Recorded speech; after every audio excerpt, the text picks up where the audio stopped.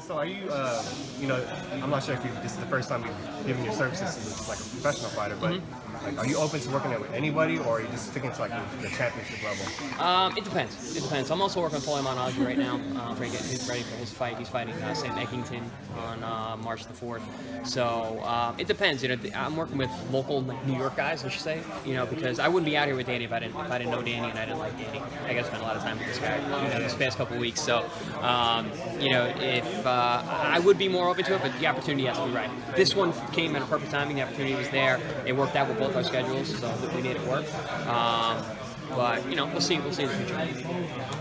Can I ask a question for FightHype real quick? So, how did you get hooked up with Danny as his nutritionist? Danny and I have been on a bunch of cards together over the years, fighting in Brooklyn and at the Barclays Center and whatnot. And his manager had reached out to my manager. They talked about it. We all kind of talked together to see if it was something that we could actually make happen.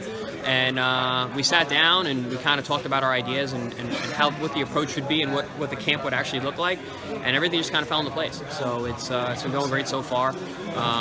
Like I was saying earlier, I know I've been doing Danny for years, and it makes it that much easier when you have a relationship with somebody already. Because during training camp, you're close. You're close to each other. You're on top of each other all the time.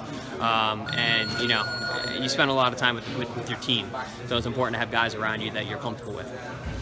Chris, Rich from Sports Connector. So how's it feel to be, doing what you're doing? And when is your next fight? This is definitely different for me. To be more of more from the coach's side, not the fighter side.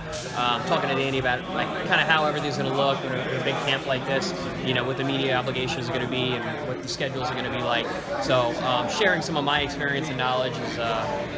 It's been cool, it's definitely different. I'm used to being the spotlight, but you got to kind of pass it on a little bit for this fight. This is a huge opportunity. I know Danny's wanted this fight. The public wants this fight, so I think I'm enjoying it. It's a great opportunity, and I think Danny's got a real shot. So that's why we're here.